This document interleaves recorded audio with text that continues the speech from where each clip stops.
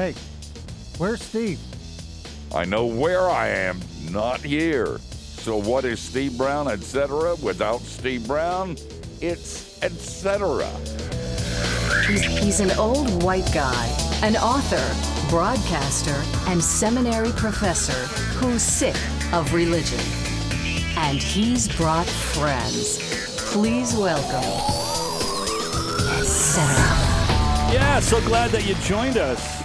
It is Etcetera. It's Steve Brown, Etcetera, without Steve Brown this week. I'm a little bit out of breath because I just ran into the studio because I forgot my show prep in the other room. Yes, Matt Porter did write me show prep this time. Thank you. Let's just see how it goes. I love that I can just stumble in here and It was so good. You forgot it in the other room. Oh no, I've been looking forward to. I'll never forget old what's his head. I've been looking forward to reading your lines. So today we're going to talk to Chuck DeGroat about narcissism. Narcissism is my favorite thing to talk about, other than myself. Matt Porter here isn't a narcissist. Matt Porter is humble. Matt Porter is smart. These are Matt's words. Yeah. You can follow Matt Porter on Twitter at Matthew E. Porter. That's Matthew Porter. This is how is this not narcissism? It's information. It's information. You don't have to use it all. Well, I'm glad you're here. Our producer, because I didn't have words. No words. No words. Our producer, JINX, is here working hard in the little glass booth. JINX is kind, soft-spoken. Shut up. Honestly, I'm suspicious. It's always the quiet types. I don't know. I didn't expect that from the neighbor. Yeah. He was just such He a raised kind. orchids and nurtured something. And Cathy is here, the soft feminine side of the program. She would never be full of herself. Never. Because that would leave less room for sugar and spice and everything nice. Good grief. I will say I wrote that line. Oh, Matthew, you need a vacation, son. All right. All right. So what's with Steve? Is he out on vacation? Is that what's going on? You know what? We pushed him out of here, and yeah, he is. Last week he said, "I hate vacation." I said, "I know." He goes, "I hate staying here too." I said, "I know." Life really sucks for you, doesn't it? Oh my gosh. Well, I don't know, man. I'm looking forward to having him back. Is he coming back next week? Oh no. No. Okay. No. Chuck DeGroat is our guest. And he is a professor of pastoral care and Christian spirituality at Western Theological Seminary. That's Christian spirituality? Yes. Mm-hmm. Is that kind of like As opposed to Hinduism? Right. Is that kind of like Zach and 7-time Christian of the Year? No, Kathy, no. can you hold that It's- award up? It's not like that at all. Oh, yeah, It's- right. I forgot. This is Zach's award, even though Zach isn't here. You have to It's- hold it carefully, though, because it's plastic. It's rooted in Christian history. It's contemplative practice. It's Oh. all kinds of wonderful things. It doesn't even mean that anymore, Eric. It just means you know something about the Enneagram. Oh, that's right. That's why It's a lot Eric likes different. it.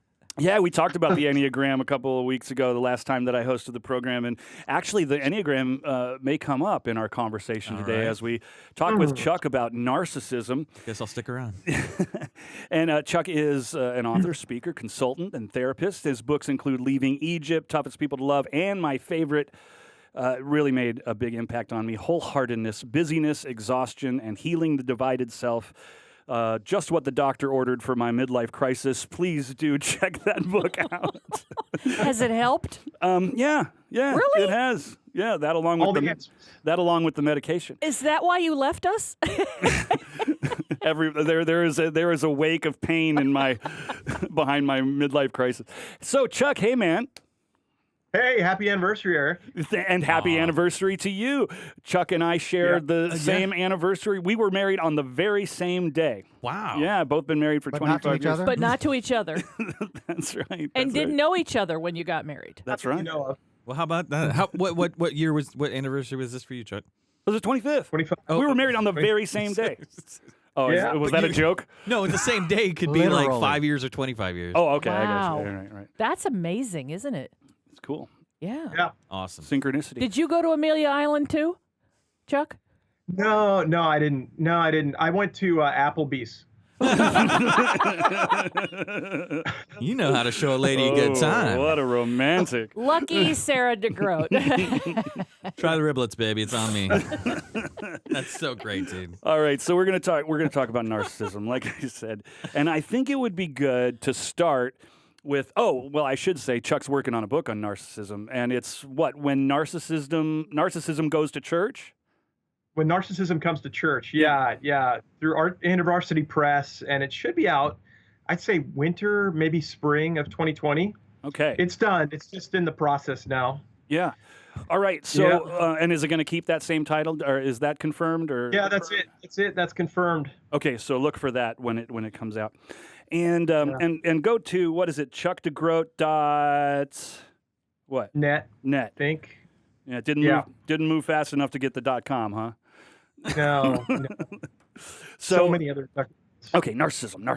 All right, we're going to talk about narcissism going to church, but I think it would be good to define terms because that word gets thrown around a lot, and especially recently. And I think it's kind of like Inigo Montoya. I do not think the word means what you think it means. At least I suspect that I've got it wrong in some ways. And I do have some questions about it.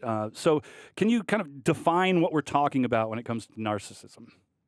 Yeah, well, when we talk about narcissism, there's a general caricature of it, and people throw around the word about politicians and pastors and everyone in between, right? But it's really, when we use it more responsibly, we're talking about narcissistic personality disorder, right? Which is a part of the sort of like the psychological Bible, the DSM-5. And it's called a personality disorder, which means it's sort of a long-term condition of sorts, right? Some mysterious combination of nature and nurture, some mysterious combination of your biology and your upbringing, but it's a long-term condition. So it's not something that is can be treated in 6 therapy sessions or through some medication.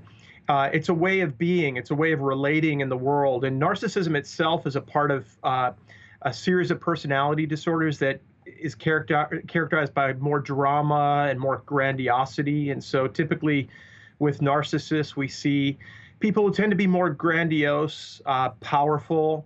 They lack empathy because they can't really feel what you feel. They really can't get down to the place where you are. So they're sort of always living in a one-up place. It's always about them, egocentric, arrogant, and in some cases able to sort of use words that sound like humility, but avoid humility at all costs. So is this something like autism where, not directly like autism, but in the sense that there's a spectrum, like you can be a little bit narcissist and you can be like way out narcissist, that kind of thing? That's right. Yeah, there's a spectrum. And so when you do testing, and I've done a lot of testing over the years, particularly with pastors for narcissistic personality disorder, you can be on a spectrum of a slight elevation, what we call narcissistic type, a little bit higher elevation, which we call narcissistic style, or a personality disorder, which is obviously more troublesome. My counselor actually told me that I have narcissistic tendencies. No. Yeah. Not you. Yeah. Which I reject wholeheartedly. No. It's difficult to kind of navigate this, and it raises a lot of questions. And one of the questions that came up is this something that is nurtured? I mean, is it something that you grow, even if you're on a low end of the spectrum? Then there's these circumstances, and there's this soil and fertilizer for growing in your narcissism. Is that possible? Yeah, I mean, I think there is a component of nurturing that's involved, right? I think there is a basic disposition. I think we're all born with, if you've got kids, you notice particular dispositions when they're born and as they grow. But yeah, narcissism is sort of nurtured in the soil, I often say, of shame. It's not like the narcissist is told when they're young, you're the best, you're the greatest, you're going to be number one. It's not that. It's often the opposite of that, where there's some sense of deprivation, some sense of loss, some sense of shame, some sense of failure.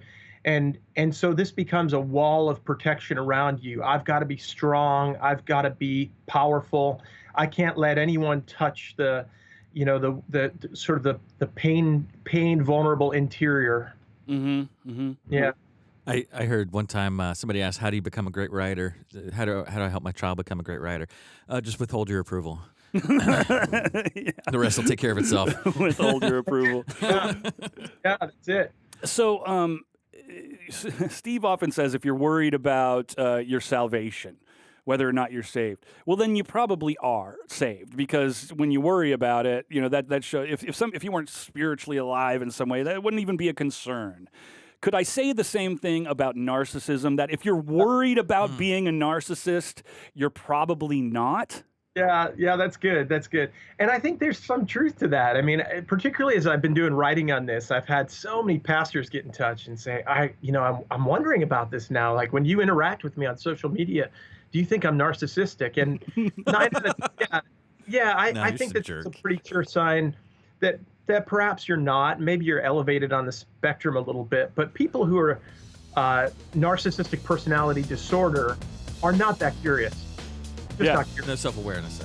All right, we're going to talk about narcissism, and we're going to talk about when narcissism comes to church and how this personality disorder can be kind of nurtured by a congregation, by the position, and the effects that it has in a church. And you're going to want to stick around. Chuck DeGroat is our guest. And again, let me just mention his book, Wholeheartedness, Busyness, Exhaustion, and Healing the Divided Self. That's a really good one. And go to chuckdegroat.net, and you can get articles on this subject and many others.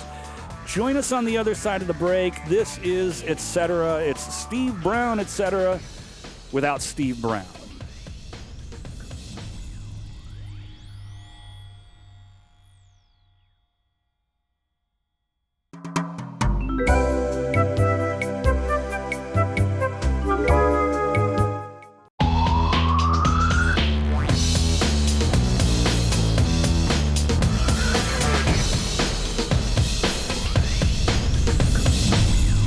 Welcome back to Etcetera. It's Steve Brown, Etcetera, without Steve Brown this week. And the gang is mostly all here. We got Matt and Kathy and JINX and John in the little glass booth. And all the important people. Let's play the game. Does the author know the title of his book? During the break, our guest Chuck DeGroat was having a little debate with himself on what the title of his upcoming book actually is. And I think we landed on When Narcissism Comes to Church. So you're going to want to look for that later this year or early next year, maybe.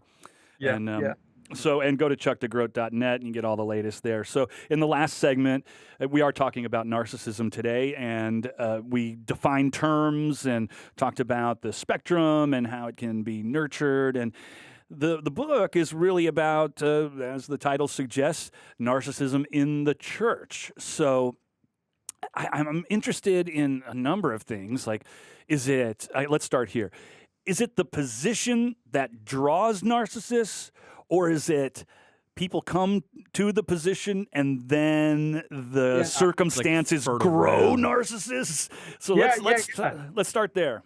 Yeah, isn't it interesting? Because the stats tend to show that an inordinate number of people are drawn to ministry who have they're on the spectrum of narcissistic personality disorder, right? So. But we're not really sure why. There's not been enough research done around this. I do tend to think that there's something about the role, the position, the authority of an ordained minister, being able to say, "Thus saith the Lord." How many of us are afraid of public speaking? And then you've got this small percentage of people who actually want to do public speaking, and they want to speak on behalf of God. Right? That's right. So, yeah.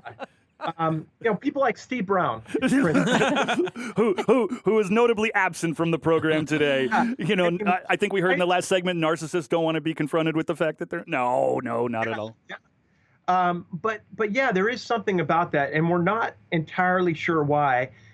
We just know that they're drawn for some mysterious reason to the position, to the power.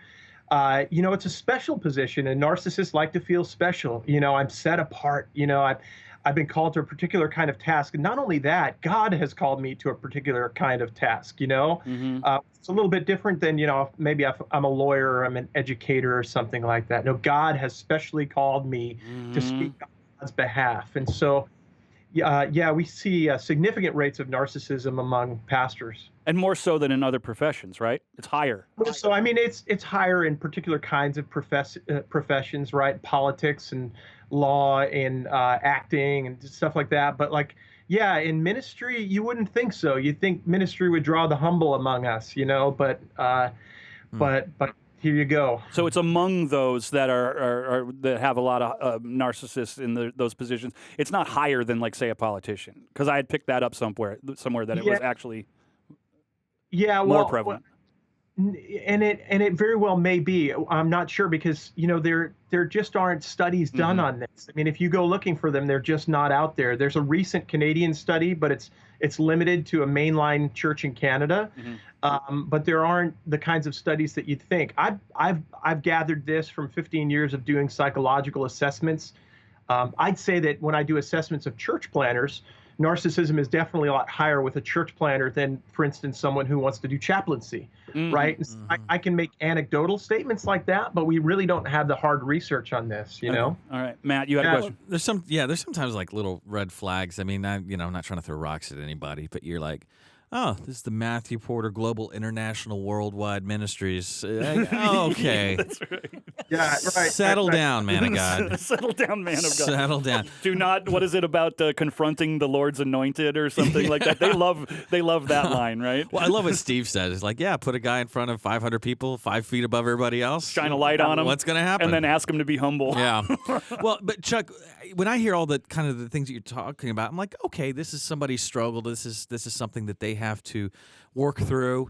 And in that sense, I'm like, well, that's, I'm sympathetic, and Yeah. I hope. But then that's not the end of it. That's the thing, is that condition seems like invariably hurts the people around that person, and that's where the game changes a little bit for me. How does this manifest itself? What do you see most often? Yeah, like a Jeff Foxworthy, like, you might have a narcissist pastor, if this and that.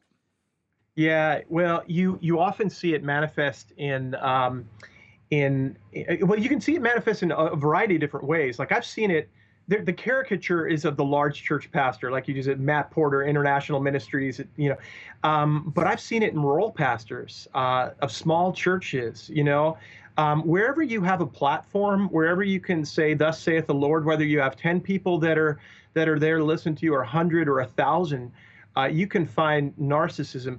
The way we see it manifesting more and more, though, more recently, and there are some notable public examples of this over the last 5 years or more. I'm sure probably over the last 1,000 years.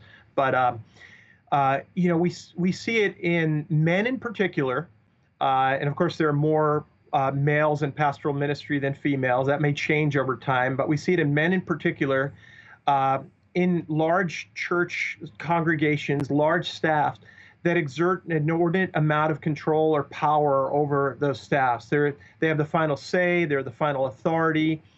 They may speak of empowering others, but they don't empower others. They may even claim to be egalitarian, but if you're a female on staff, you don't really feel like you've got a place. And so there's always this sense that they're special and you're not. And you tend to feel it if you're on staff, and I often talk to staff members on staff with narcissistic pastors. They'll feel like, on the one hand, when things are going well, man, they're loved. If they're loyal, if they say good things about the pastor, they're loved, they're in. But the slightest bit of disloyalty, the slightest critique, and you're on the outs. And you may be on the outs for a day, a week, a month. Or you may get an overt threat, or you may get a really covert threat, just kind of distancing. So we're seeing it more and more in kind of larger church contexts. So back to this idea. I'm sorry, Kathy, did you? Okay. Back to this idea of lack of empathy. So in a relationship, like one-on-one, say pastor and somebody in a congregation or on a staff, how does this lack of empathy manifest, and how do they kind of manipulate people and crush them under their power and ego? Yeah. It's this lack of empathy piece is really important. And I would have said 20 years ago, it was a much more sort of notable characteristic that a narcissistic pastor in particular, a leader, let's just say, wouldn't have the capacity to sort of feel what you feel or get in your shoes. You know, like Brene Brown talks about empathy is like getting down in the hole with you. You know, I'm with you in your pain. Rather than being outside the hole going, I'm sorry you're in a hole. Yeah, I'm really sorry you're in the hole right now. What's happening now, maybe we can talk about it after the break, is that narcissists are learning psychological language. So they've got language that makes them sound more empathetic. Right. Audio's cutting out a little bit over the bumper music, but if you missed it, Chuck was saying they have language now that makes them sound empathetic where they're not. So we're going to get into more of that on the other side of the break. Chuck DeGroat is our guest.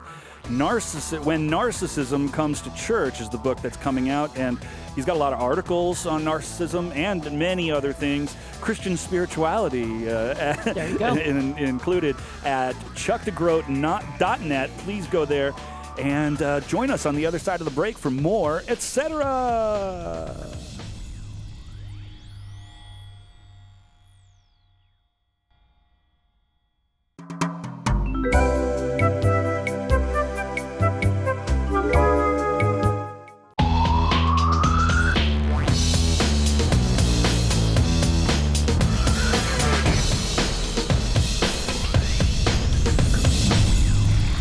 Welcome back. So glad that you joined us on Etcetera this week. It's Steve Brown, Etcetera, without Steve Brown. He will be back next week, right? No, He's not. Really? You're serious about that? Am I hosting again next week? I don't know. She's not going to tell you to the end. You know this. All right. We'll come back. Something. I have to discuss that with the whatever he is. Yeah, the producer, Matt Porter. Yeah, Matthew that one. Porter. So our guest today is Chuck DeGroat. We're talking about narcissism, specifically When Narcissism Comes to Church. That's the title of a book that he has coming out later this year or early next year.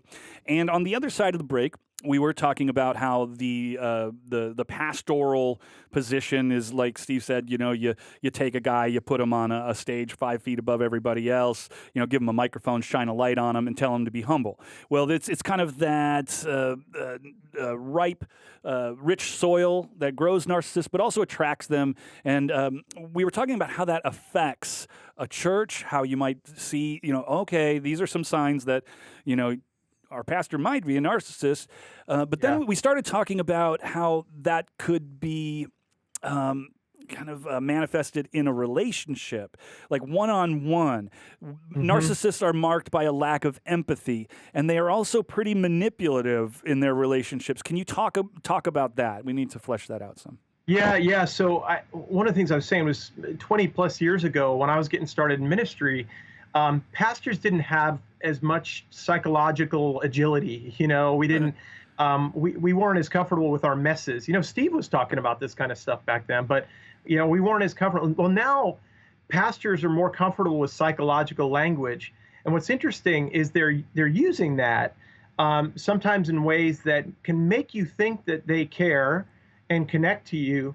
But I'm calling this the phenomenon of vulnerability, not vulnerability, but F-A-U-X. Oh, nice. Right? See what you did there. Nice. And so it's sort of like, wow, I think they care. It seems like he gets me. It seems like he wants to know what's going on in my life, but there's not really a capacity to be with me down in that hole empathetically, like we were talking about. And it's a whole other way of feeling duped. I mean, people who've experienced pastors like this, leaders like this, husbands like this, feel really duped because it was like, oh, wow, I thought they got me.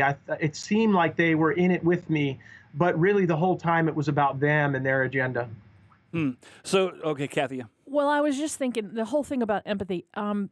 You know, I don't have PhD after my name. Good thing, but it always seems to me that women are better at this than men are anyway. The whole empathy thing and that kind of thing. So, as you mentioned just a little bit ago about, you know, the change with, you know, more women in the role of pastor, is it possible that some of that could change as a result of women holding that position? And secondly, and we won't be able to probably get to both of them, but does this whole issue with the narcissism thing, can that not also spill over into the leadership? You know, like the elders or whatever in your particular denomination you call these guys who are in the same way.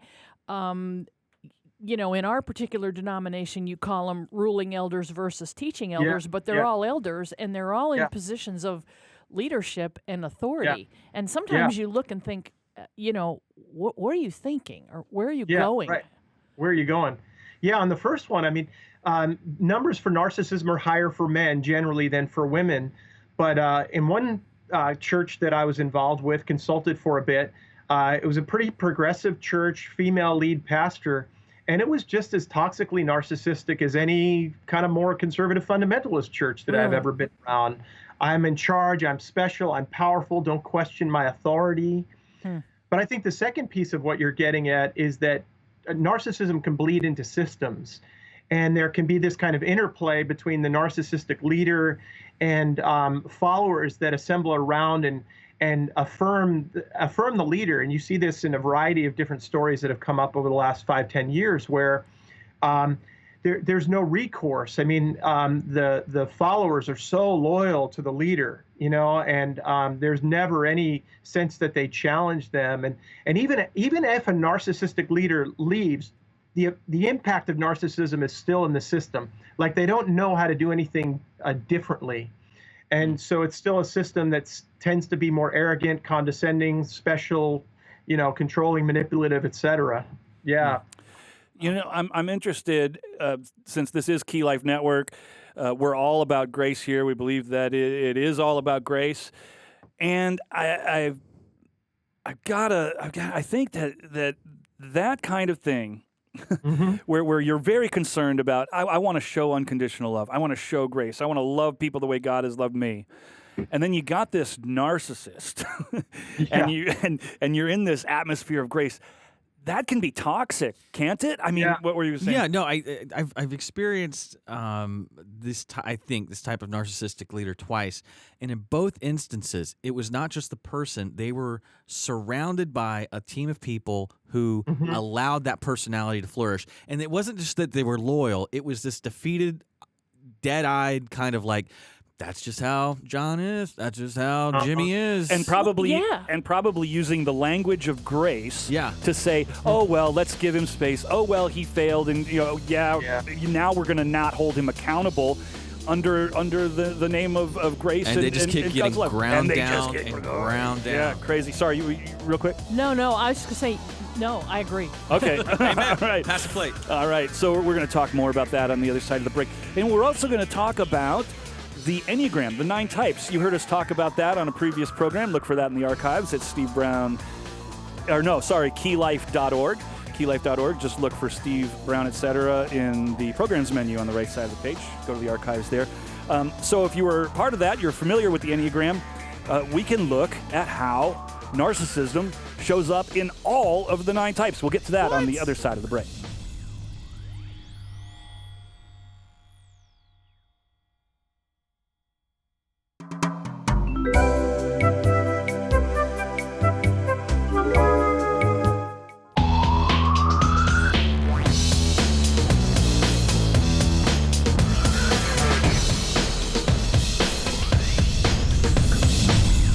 Welcome back to Steve Brown, Etcetera. Without Steve Brown, it's just Etcetera today. Some of Etcetera is here. We've got Matt, JINX, John, Kathy. I'm Eric, the former producer, and now we got the T and the period at least. Oh yes, yeah. And thanks for joining us. Glad you're here. Chuck DeGroat is our guest. We're talking about When Narcissism Comes to Church, and that's a book that he has coming out. If you'd like one of the books that's already out, I recommend Wholeheartedness, Busyness, Exhaustion, and Healing the Divided Self. He's also the author of Leaving Egypt and Toughest People to Love. And so we're talking about narcissism in the church. And frankly, I forgot what we were talking about on the other side of the break. Man. No, there was something before the Enneagram. Oh, we were talking a little bit about the people who surround the narcissist. Oh, the grace. Yeah. We didn't get into how this whole focus on grace will enable a narcissist. How does that work out? I mean, that's just got to be horrible. Yeah, cycle. particularly in pastoral ministry in a place of authority, right? Because grace can be sort of a he gets to do whatever he wants to do kind of thing. I don't understand grace like that, right? I'm a little bit inclined to Dietrich Bonhoeffer, that talks about a more costly grace that requires something of us, requires integrity, requires faithfulness, requires honesty. And so When there is abuse, when there is pain, when there is trauma caused by a narcissistic leader, and that leader, maybe the debris field is so large that that leader needs to step down, that's not gracelessness. That might actually be grace to that leader, to that pastor. And of course, one-on-one, you're going to extend grace and you're going to care well, right? But I often hear, we've got to extend grace. We've got to let him get back into ministry, in 6 months, or maybe even in 6 weeks. No, that's not helpful at all. Grace, I think, is often the work of caring deeply for this issue that as I said earlier, is the word we often use is characterological. It's long term. It's a personality disorder, which means that it's not just a kind of, I caught it like a cold and it can go away if I rest for a week, but it's sort of deep in our psyche and requires some long-term work and long-term therapy. Matt? Now, am I correct in understanding, if I'm understanding how this kind of manifests itself and hurts people around the narcissist, it's not necessarily that it's outward, verbal, explicit abuse. It's sometimes this kind of low-key, passive-aggressive, shade-throwing stuff that just kind of, there's nothing you could pinpoint maybe that he said this. Or maybe gaslighting. Yeah, it's just this kind of subtle psychological thing that just absolutely corrodes. Yeah, we often talk about the distinction between a more grandiose narcissism and a more vulnerable narcissism, or overt and covert narcissism, which is, some of it is just really blatant, and you can see the abuse and you can see the debris field from 100 miles away, and some of it is really covert. Gaslighting is the word you used, I think, Eric. You just sort of feel crazy, and why do I feel so crazy? It must be me, right? Seems even more sinister. If there's just an ugly... it almost feels more sinister. Yeah, a ugly yelling match, everybody can see it. Yeah. I think that would be a really good segue into what you're doing in the book about the 9 types of narcissism that has an underpinning of the Enneagram. Can you talk some about that in the remaining time that we have? Yeah, well, this, I hope, is a genuinely unique contribution. At least I want it to, because I'm an Enneagram 4, so I want this to be particularly unique and special. But I haven't seen anything on this, and I call it the 9 faces of narcissism. It's how narcissism can show up in these different energies of the Enneagram, and just briefly, we don't have enough time to go through this in depth, but you'll see it in kind of the rightness and the certainty of the Enneagram 1. You'll see it in what we call the benevolent narcissism of the Enneagram 2, where it's just like sort of give to get, right? You'll see it in the 3 can tend to be a little bit more grandiose, success and achievement oriented, maybe a little bit more of the classic narcissist. Because it's on the way to the 4. Yeah, on the way to being a 4, which I see as just not unhealthy at all, just really special. The 5 is often the intellectualist, the guy who knows way more than you do. The 6 tends to be really hyper vigilant. Eric, you shouldn't be doing that. What are you smoking there, Eric? You shouldn't be doing that right now. The moralist. Mm-hmm. My wife is a 6, by the way. My wife is a 6. That? My wife is a 6. Yeah. I have a very 6-y wife. Yeah, that's good. I like that. The 7, the old Enneagram expert, one of the classic experts, Claudio Naranjo, calls the 7 the classic narcissist. Oh. The experienced junkie, the person who's always kind of looking for the next big thing. The 8 might even be seen as a more classic narcissist. Sort of compartmentalizing his pain and projecting power in all of his relationships. The 9 might be the most subtle of all, right? Because the 9 looks like the peacemaker, but the 9 can be really passive aggressive. And so a really unhealthy 9 can have tendencies of what we call borderline personality disorder, which is a real close cousin to narcissism, and can be really confusing because it's like she seems really nice, but I feel crazy. I feel beat up around her. So each one manifests a different sort of face of narcissism, if that makes sense. And I would assume, and then this goes to what may be my last question, that like other aspects of the Enneagram. There's a unhealthy way of being a type, Yeah. and there's a healthy way of being a type. Yeah. And so you said before, this is a disorder. This takes a lot of care. It's not solved in 6 weeks. But is it something that can be healed? Yeah, and that's where we get back to the spectrum. I mean, those on the spectrum that are narcissistic style or type, who have some curiosity, or as Matt said earlier, self-awareness, there's room for healing. It might take a little while. What you find with narcissistic personality disorder often is that there's far less curiosity and there's a lot of resistance, and so that takes a lot more work and a lot more time. And often, if he's a leader or she's a pastor or whatever the role, stepping out of a role of influence or stepping out of a role of power, because that's just toxic. That's just not good. It's often when they get to a place of humiliation, or they see it impacting their family, or they've lost their livelihood, that you begin to see the beginnings of the kind of humility necessary for the narcissist to really begin to change. Yeah, because self-reflection is the most dangerous thing, right? For the narcissist. It's so scary. Yeah, because it gets to that root of shame. That caused it. Yeah. Yeah. Wow. Like I remember I was working with a man who, a pastor, and a very successful one, who there was a moment where he let me in, and he felt like a little boy, like 7-year-old boy, and he let me in at that moment, and it was like he had that moment, then he shut it down, and he never let me in again. And I was like, there you were, Yeah. Oh, that's such a scary place, but healing if you can go into it. Hey, Chuck, thank you so much for joining us today on the program. And do look for Chuck's book that's going to be coming out later this year or early next. It's When Narcissism Comes to Church. You can go to chuckdegroat.net. You can get a lot of articles on a variety of things, very healing and challenging, especially if you're a narcissist. You dare to look into these things. And there are also events. Chuck goes around the country doing various talks and workshops. So look for that too. Thanks again, Chuck. We'll be back with a little bit more.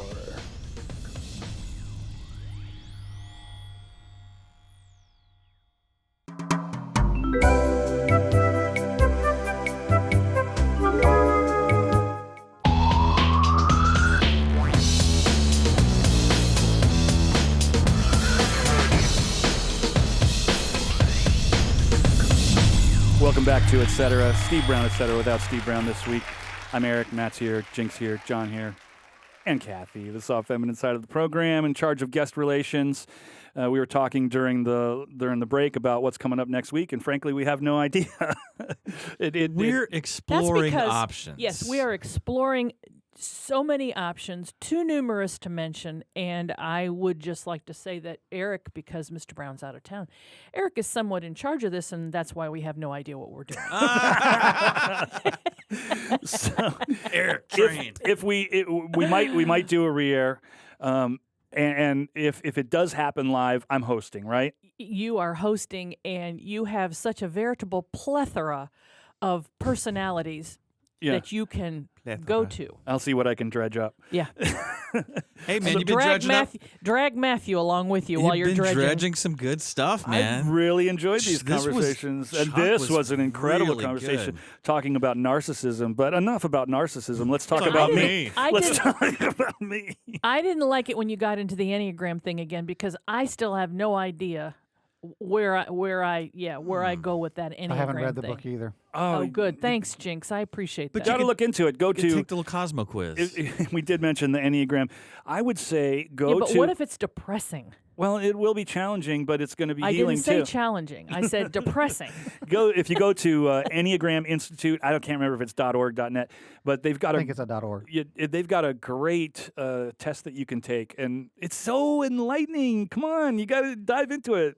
It's great. I don't take those Facebook tests. It gives us such a language to communicate. I quit with each after I took SATs in high school. So, man, and since we are all about grace, do heed those words that Chuck gave us about how grace can enable a narcissistic leader. Sometimes the most gracious thing you can do is remain in relationship, love them, and love them by removing them from that position, especially if it's that kind of narcissistic personality disorder that's just so hard to overcome. That's not going to be like, hey, we forgive you and everything's going to be okay. Matt, Get back. that doesn't mean you're hosting next week. No. And you know what? And there's going to be times I would think where that person is not going to leave. You might be the one for your healthiness to go, I'm going to leave. Yeah. And especially, and I didn't get to talk to Chuck about this, but if the leader is really into preaching grace and then he uses grace as a cloak, you know, say, hey, you have to forgive me. You have to let this go. Just it's let like, that one drop. Yeah. Wow. And we've seen that. It's complex stuff. So do look for his book. I think it's going to be great if any of his other books are an indication of what's coming with When Narcissism Comes to Church by Chuck DeGroat. All right, next week, something grand and glorious, though we have no idea what it's Can't going to be. Do join us. Until then, may God bless the hell out of you.